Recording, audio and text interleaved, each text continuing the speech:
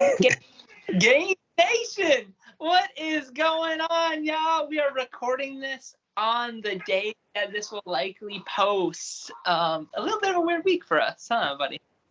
Yeah, weird week indeed. Speaking of which, it's nice to do it a little bit early. I just had a nice lunch, buddy.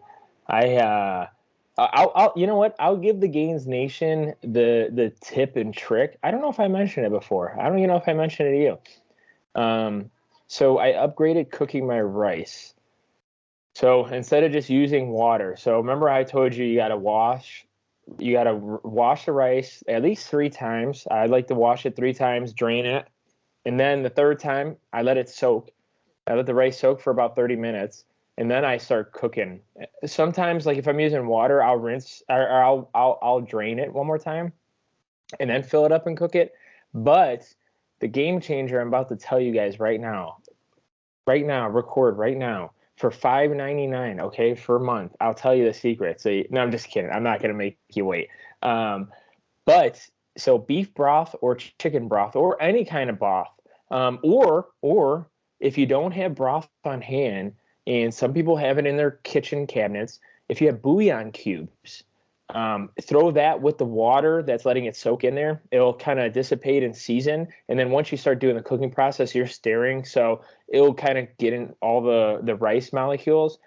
But so if if you don't have bouillon cubes, or if you go to the store, get some chicken broth, beef broth, bone broth, whatever broth you have, homemade broth. Man, the rice is like, because of the sodium content and the seasonings and like that flavor, man, it was really yummy. And then I squeezed the lime in it, and then I did some cilantro with it, and some minced garlic. So it was really yummy. And then what's nice about this time in the time, places where Roman and I are, I cooked some chicken on the grill within like 20 or 25 minutes. And then I just cut some pieces up, put some, and also too, another secret. I posted on Gainz podcast. Sorry, Roman, I'm hitting with the secrets. The Gainz secrets that I've been implementing in my diet to make my food tasty. Also, give me some sodium instead of throwing salt on everything, and some flavor. And what I've been doing, which I posted, if you didn't catch it, check out Gainz podcast on Instagram.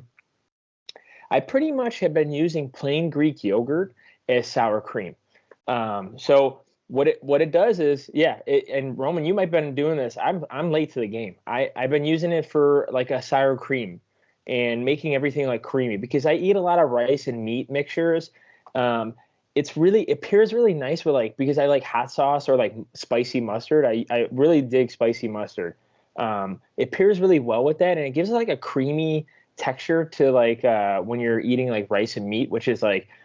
And also too, like it adds like, depending on how much I'm putting on there, like 5 to 10 grams of protein. So if you folks are missing out, or if you're trying to add some more protein to your diet to make you more, satiated, more gains, more recovery, throw in some plain Greek yogurt. I dig it, and it's such a simple meal, but so effective. And I think that's all the secrets I have today on cooking. I just wanted to throw it out there before I forgot. This has quickly become one of my favorite Greek yogurts. It's not for flavor. It's mostly because of like how like the macros are so like, they're so good. It's insane. Okay, so this Greek yogurt I get, it's like a signature select brand. Like this is like the definition of store brand Greek yogurt. $2.99 for 5 servings. Each serving 18 grams of protein, 6 grams of carbs, 0 grams of fat. Is that 3/4 of a cup or? 3/4. Okay. Yeah. So I'm just like, I'll do like, since I've been dieting, I'll do like a cup and a half of that. I'll do like either a half a cup to a cup, depending on like what my like allowances, my like caloric allowances, and I'll of chocolate milk, and then I'll do like a banana or half a banana, and that'll be my smoothie. So it's kind of hard to beat that for the macros.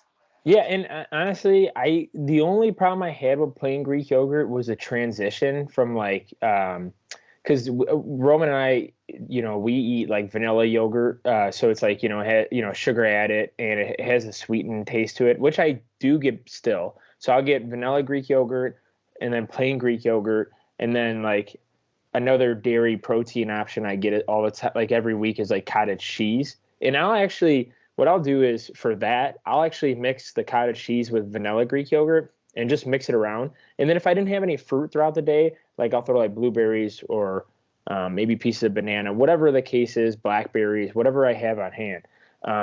But the transition from like eating sour cream, like full fat, and then like vanilla Greek yogurt, it does have like that weird taste to it. But honestly, like I think it's like so good. Like I could eat plain Greek yogurt by itself now, which is like weird. It's like I don't know. But also maybe also because I had this, but also I was using it before and after the stomach bug, and I was eating a lot of bland foods. So I don't know, maybe that helped too. But most of the foods I eat are not really bland. So I dig the plain Greek yogurt. And actually Sam and I were talking about it the other day. Like I didn't really get like acne in high school, and like I still get like acne here and there. Like I got pimple right here, and I got little bumps on my forehead and whatnot. And we were talking about like maybe going to a dermatologist for like the first time and like getting our skin tested, or whatever test they do. Obviously I don't know because I've never been there.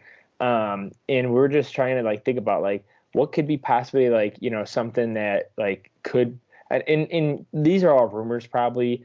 Most of the time people say like your dairy consumption, but like we were talking about it. We're like, if a dermatologist told us like you can't eat as much dairy to get like a smoother, cleaner face, I'd be like, heck no, I'd still eat. Because like I honestly, a quarter of my protein probably comes from dairy, or even more, maybe half. Like I eat tons of Greek yogurt, cottage cheese, like almost every day.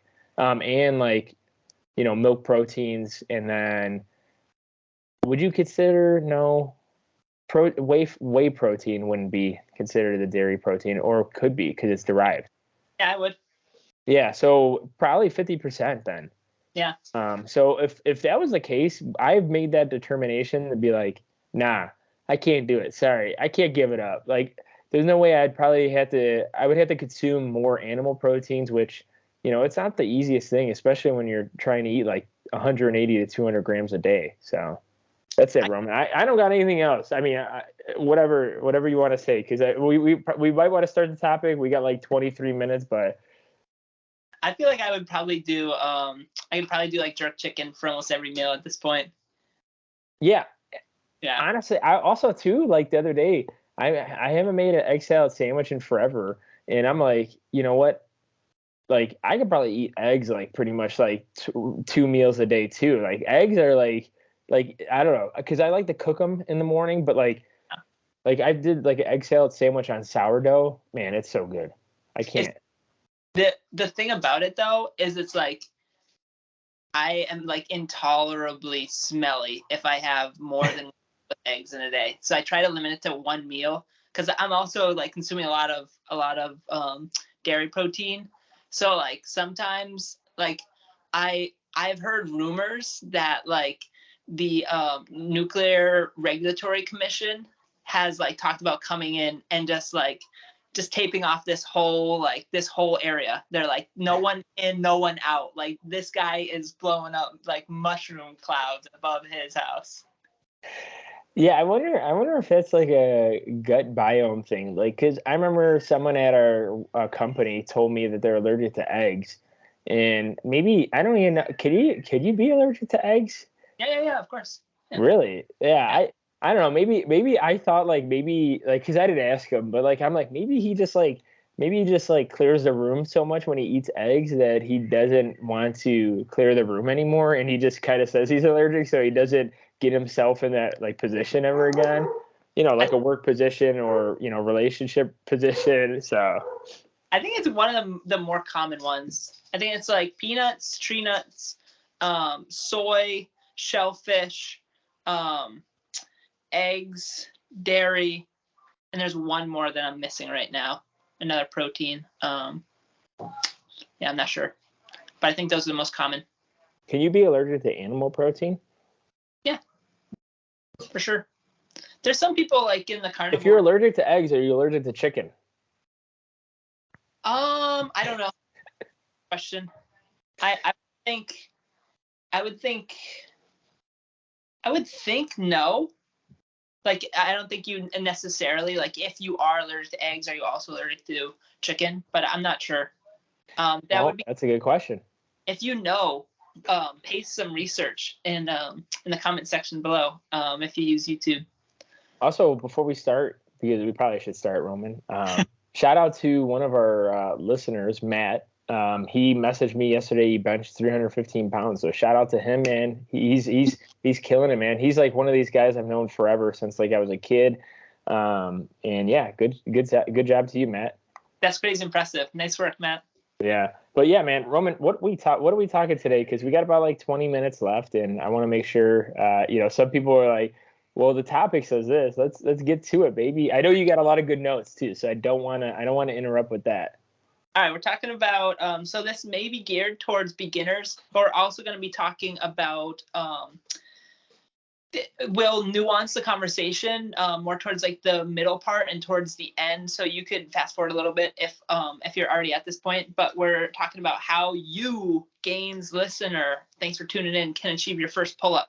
But we'll also talk about how you can increase your pull-ups, because I know people will hit roadblocks.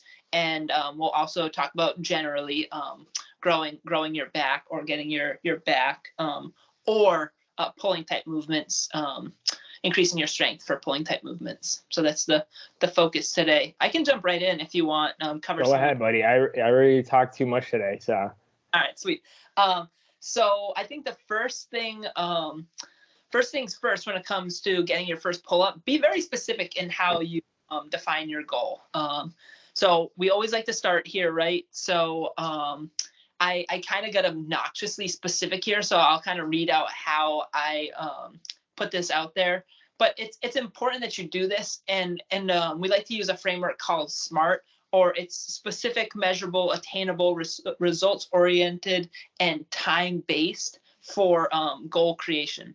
So if your goal is achieve my first pull-up, it could sound or look something like achieve my first unassisted pull-up on a straight bar without chalk or other additive grip devices, and get chin above the bar over hand grip.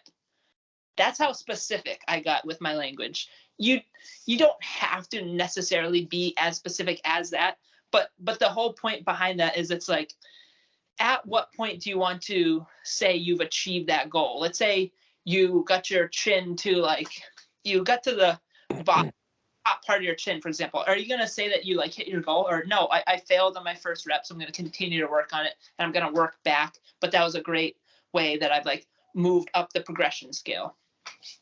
And then are you going to mention it, or this might be later, about like a timely fashion on that definition that you were doing? For sure. And then you could say, the biggest thing with this is don't get discouraged if you are actively working towards this goal and you feel like you're making progress, but you, like, let's say you say in 12 weeks. Okay. So you set a timeline, and it's important to be realistic too. Don't say like, I'm going to get 100 pull-ups in 2 weeks and you haven't even gotten one, right? Like 101 set. So it's important to be realistic. But like, let's say you've been working on that, and you know that your assisted pull-ups have gotten better, your banded pull-ups have gotten better, your lat pull-down strength has increased. So you started at, like, let's say 30 pounds, and now you're up to 30 pounds, 3 sets of 12, 10, 8 reps, and now you're at 70 pounds, 12, 10, 8 reps. Objectively, you got stronger. You are now closer to getting your first pull-up. Let's say you didn't get your first pull-up, you are that much closer. Then redefine, hey, is this still a goal that you want? And you can push the timetable back out. But yes, that's a really important point, to make it time-based, and that's that T for the SMART principle. So moving from there, my next point was, I want to talk about defining where our weaknesses are. In general, I broke this down into thirds. You could break it down into fourths. You can break it down into halves. It's really up to you. There's no like one way is better than the other. It's just creating a framework for you to determine, hey, where is my weakness? So the first place to start is, are you able to hold and pull yourself up through that first third? Are you able to get to this point?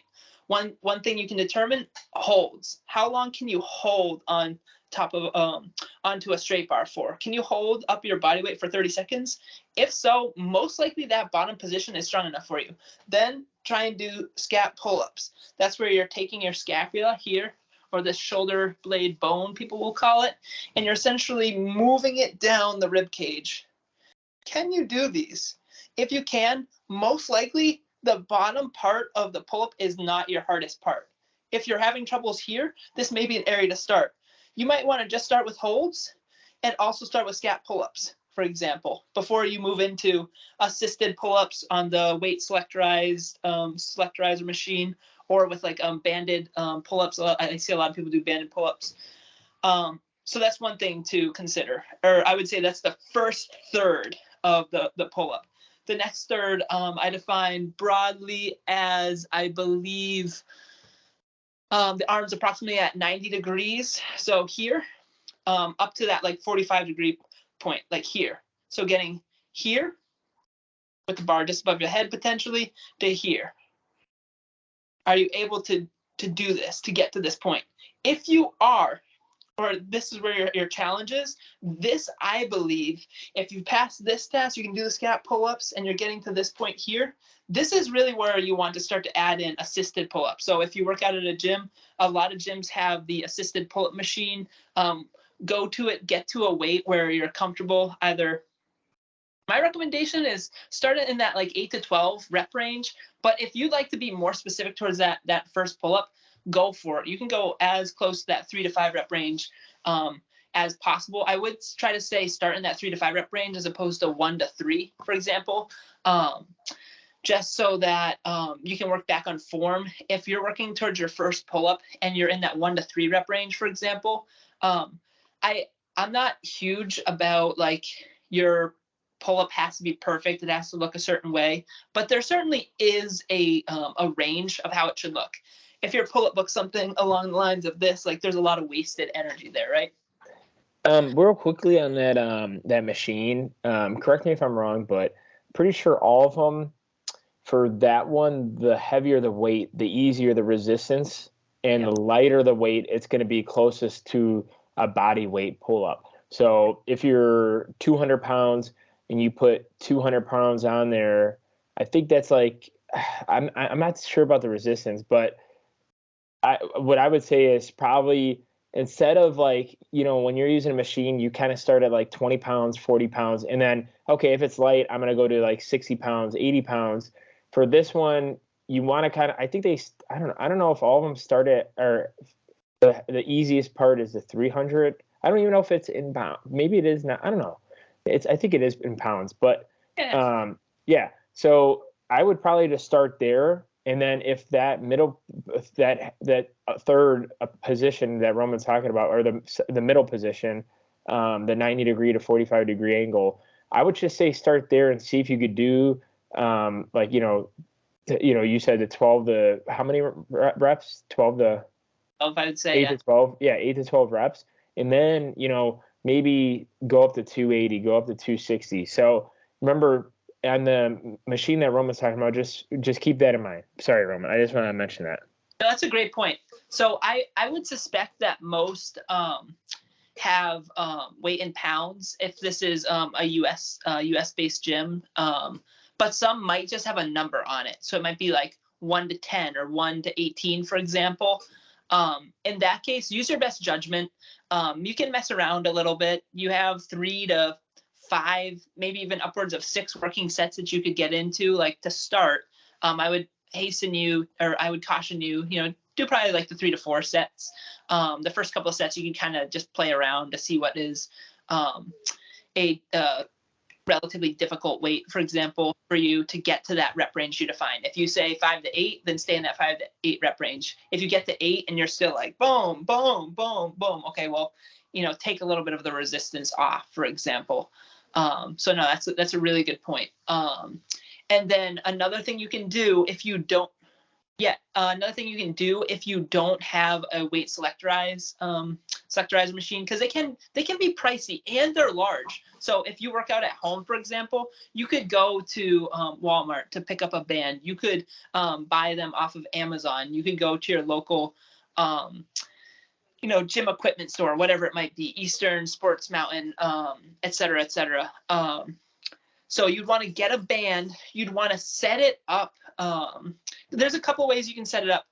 I'll give a couple of ways to do it, but I'll caution you because you might see some silly, funny Instagram clips where people set it up in a certain way, which I've seen come back to bite people, unfortunately. So my recommendation is if you have like two horizontal bars that you can tie the band to on both sides so that it effectively acts as a bridge for you to put your feet on, and you'll get a good amount of resistance at the bottom of the pull-up or chin-up and much less resistance at the top of the pull-up or the chin-up. I would say that's the ideal way to go. If you don't have that set up, but you still have a pull-up bar, or you're doing them off of a tree or something along those lines, you're going to a gym, you can do this. Just be careful, I would say, because I've seen some nightmare situations. So protect yourself is what I'm going to say. So you'll tie the band to the bar itself. So you'll loop it through, and then you'll put it either on both feet, on the bottom of both feet, like this, or you'll just put it on the bottom of one foot. The biggest issue that I see is the band will snap up like this. It'll go up and it'll hit you in the crotch. I don't care who you are, that's not going to feel good. I was warming up my bicep yesterday with a band that had tied to a lolly column. So I'm just going like this. Boom! Band comes untied, smacks me in the face. It did not feel good, Gainz Nation. I'm trying to save you from that. Okay? So no fun there. So now we've defined weaknesses and strategies to work through weaknesses at the bottom position, at the middle position, and finally we have get that dang chin above that bar phase. So here we're working on developing the strength it takes to finish off the pull-up, and my best recommendation is you can work in partials in this range if that's the case. Totally fine to do that. A huge fan of maximum range of motion, but if you just can't get to this, then like you might need to work in that specific range of motion, because we're trying to be as specific towards the goal as possible. But I think another thing that's really important for individuals, so that's the specific example, but now we're moving more towards the general. I think it's really important for people to get strong with their elbow flexors. So that's going to be your biceps. That's going to be your brachioradialis. Believe it or not, from a stability standpoint, that's going to be your tricep as well. So that's going to be where you can work in the every day is arm day. So we're going to work those curls. We're going to work in even maybe some forearm exercises. Remember, this is going from the specific to the general. So this is general strength that we're working on now, not necessarily specific strength towards the pull-up, but it may have some carryover. That's what we're hoping for, and work on those triceps. I, in particular, like tricep pull downs, and I like skull crushers, or I also like French presses over the head for triceps. What do you think about that, buddy? For the top position, which I read, you sent me over the notes yesterday too, and I don't know if it was in there or not, but for the top position, what would you say about, like, obviously for an example for that, you can also use like a high box or a box, because sometimes, most of the time, right, pull up bars and pull up positions, they're probably, I think, the minimum at like 6.5, 7 feet. With when it comes to like height. So would you say that, maybe putting a box there to work that, that top range of motion, like you're saying, along with the elbow flexion position, maybe that could help with maybe just doing like 8 to 12 reps and just slowly, getting to that upward position where you're kind of almost already at 45-degree angle, and then trying to get your chin over and just kind of do those partial range of motions, kind of like if you were starting at the scapular position, you couldn't get that down. Yeah, That's brilliant. I love that so much. So yes, if you could set up a bench so that you're like effectively in this position. So let's say the bar is here, so you're able to get to this position here, and you're just able to finish off the pull up. You come back down here and back here, back here, back here. That's absolutely brilliant. Yeah, I like that a lot. So if you're able to simulate that type of a setup with a high box or what may have you, it may be if you're doing it like at a gym, sometimes they'll have like steps to get up to it, or you might want to bring like your own step or something along those lines. I will also, if I'm like deep into a progression, if I want to get like just a little bit of extra work, so this is kind of going beyond failure. I would say this is more of like an advanced training technique, but I might drop and then jump back up to finish a pull up with a nice strong squeeze and contraction, and slowly lower myself down, because I might be much stronger at the eccentric than I am at the concentric. So why not push myself to eccentric failure as well as concentric failure? A little bit more of a nuanced point, but no, I love the recommendation there, buddy. Yeah, would you consider that kind of being like a negative when it comes to a pull-up, like when you're like, getting to the top position and slowly on the eccentric phase of it? Yep, and that's another thing to work on. You might want to just work on the eccentric part of the pull-up. That may be part of the progressions that you build into your plan. So you might start at this position and then just work on slowly lowering yourself. I've seen individuals do that before. They've incorporated that into their training partners, and that's helped them get towards their first pull-up. Absolutely a viable option. Probably the last thing, I don't know if we talked about it, but I don't think we did. But if you're still listening and whatnot, and I think the first pull-up's probably the hardest when it comes to, even with like benching like the bar or 135, right? Would you say that weight could be an issue? Like, say if a client was overweight, and obviously this is a body weight issue or body weight movement, and most of the time when you think of like something like that, it's harder to pull a heavier weight than it is a lighter weight. So did you want to talk about that at all before we end it, or? Yeah, absolutely. So we want to be as specific in our training as possible. If you want to grow your deadlift, the best way to grow your deadlift is to deadlift. Same thing with bench, same thing with squat. Same thing goes with pull-ups, but you might be in a situation where your overall body weight precludes you from doing many of the exercises that we mentioned.